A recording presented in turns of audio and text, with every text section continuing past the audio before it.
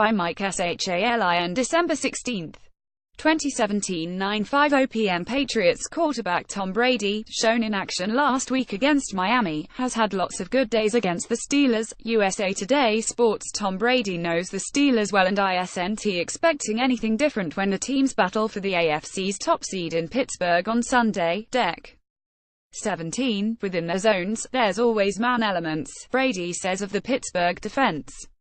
So, it looks like the Steelers to me. I mean, they've had the same defense for a long time. Whatever they decide to do, well, be prepared for. I mean, we prepare for everything. Well, go out there and cut it loose on Sunday. This is the game the Patriots and their fans have been waiting for. When you have as much success as this New England football team has had over the years, there aren't many games you go into thinking this is a big one. This is a big one. A loss on Sunday could mean the Patriots, who beat the Steelers twice last year, once at Heinz Field, will have just one postseason home game. I think at this point in the year, it's not like you're going to go reinvent your whole defense in Week 15, Brady said. They're ranked pretty high. They do a lot of things well. I'm sure they're going to want to continue to do those things well.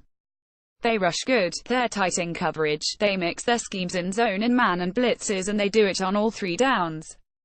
They don't make it easy on you. Now, for us, it's just being on alert. We're going to try to go out and play the way we play, too, and that's what makes for a good game. They've had a lot of good teams over the years.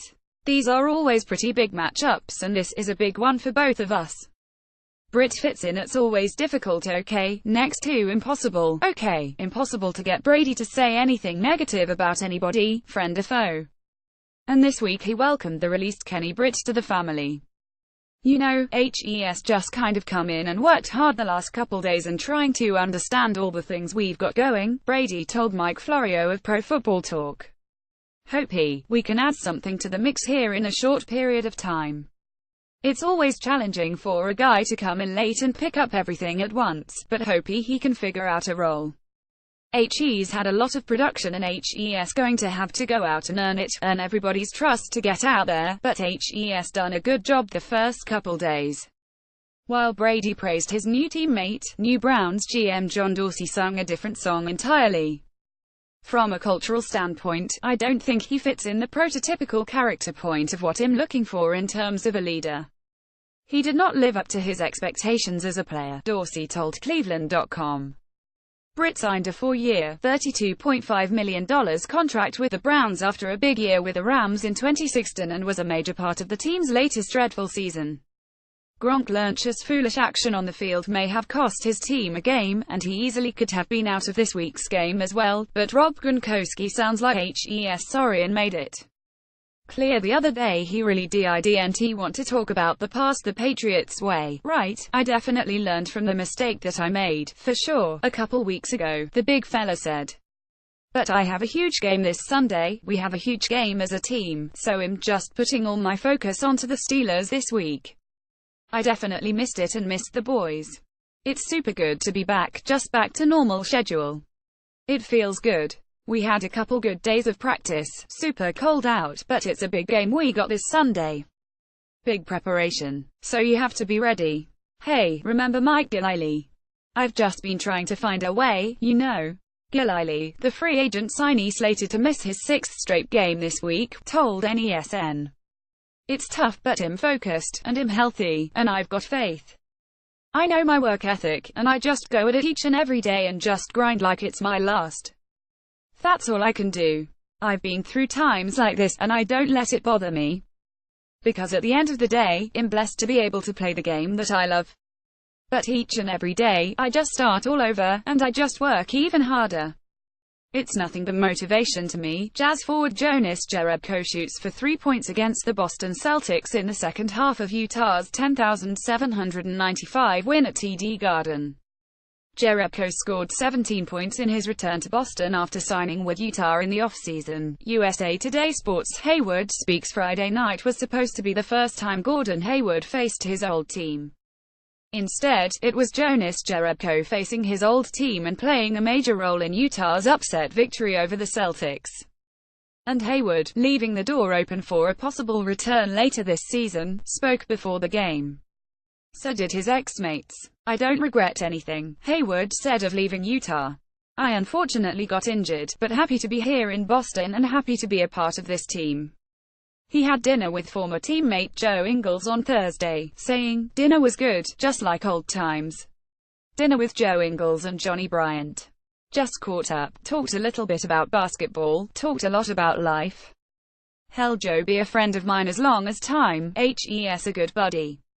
Former teammate Rudy Gobert, who went down with a knee injury less than 2 minutes into Friday's game, said of Hayward's injury, "I was really shocked. Nobody expected that to happen. I just wanted to watch the game, and this happened, and it made me feel a bit weird for sure." Utah coach Quinn Snyder, who coached a heck of a game after losing 2 players in the first half, Derek Favors and Gobert, who will be out 34 weeks, said, "Everybody in our organization, all the guys on our team, you feel awful for Hayward. You never want to see that happen to anybody, and particularly him, given the relationships that he has on our group."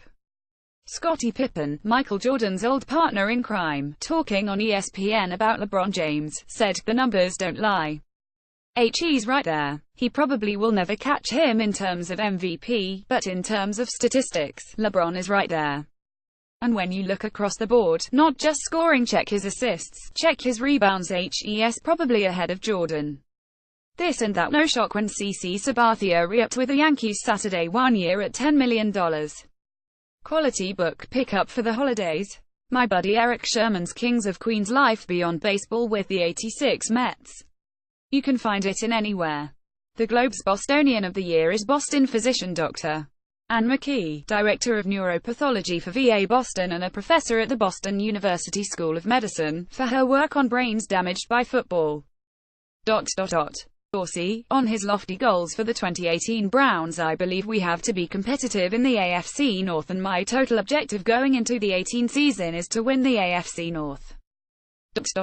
Slow movement on the JD Martinez front is already reminding me of Edwin Encarnacion and last winter, when the Red Sox should have jumped in and grabbed before Cleveland became his home. Big baseball trade Saturday, Matt Kemp back to the Dodgers for Adrian Gonzalez, Scott Kazmir, Brandon McCarthy and Charlie Culberson. The Braves are designating Gonzalez for assignment. The Braves are expected to trade or release Kemp. Peter Stankowski was in town to the New York Rangers radio Saturday, immediately sparking a memory of watching, as a 17-year-old kid in the blue seats at Madison Square Garden. Stemmer scored a triple overtime goal to defeat the Blackhawks. It's December, but I still can't get over Joe Lunardi's first bracketology on ESPN with Boston College as a 12th seed, clearly because of the win over Duke. But just remember, the Eagles trailed Columbia by 11 in the first half the other night. Finally, Alabama has extended a football offer to quarterback Paul Tyson, the great-grandson of Bear Bryant. Bryant also coached at Kentucky, which has offered the kid a scholarship as well. Mike Shalin covers Boston pro sports for the New Hampshire Union Leader and Sunday News. His email address is shalinmike@yahoo.com. Sports, Patriots, NFL, Celtics, Bear.